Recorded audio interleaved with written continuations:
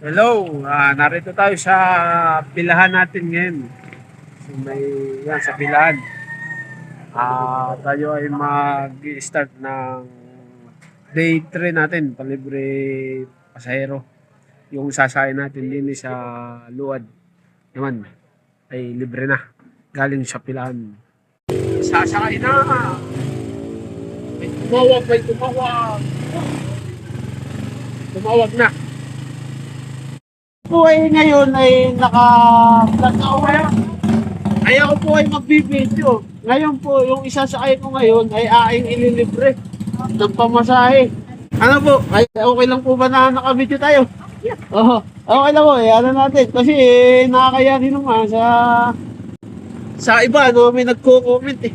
Okay lang po. Ngayon po ay kayo yung libre ngayon ang sakay. Kahit kayo tatlo. Tatlo nga yung sakay ngayon. Ay libre na rin. Doon sa seryo.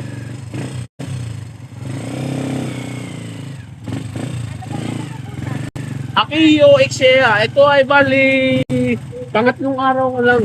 Kumbaga, pangatlong araw ko lang na ginagawa ko. Sa isa na isang beses lang, isang pasero lang. Eh, nakapunta ko kayo sa pila.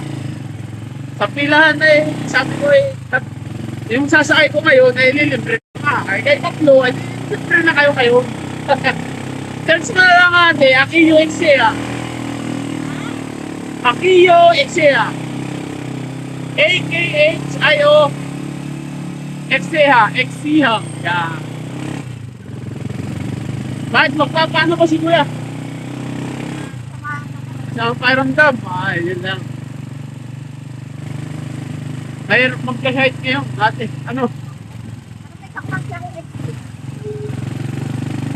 Exia, taga dito lang ako.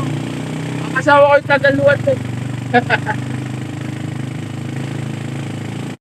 I-follow nyo na lang ate, para tayo mas dumami pa. Yun o. Kayo po ba'y talagang sa Luad o nanguhan? Ha? Dati kami dinis sa looban. Ah. Sa loob. Ano pa kayo sa Luad? May kaklase exiha. Sino po? Sino? Bakit may meron kaklase? Baka ako yun na sa side ng aking tatay. Kasi siya. Ano nga po ba ang pangalan? Ako yung si Pamuhoda. Paru.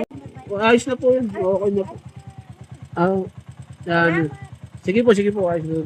Gagaling na yung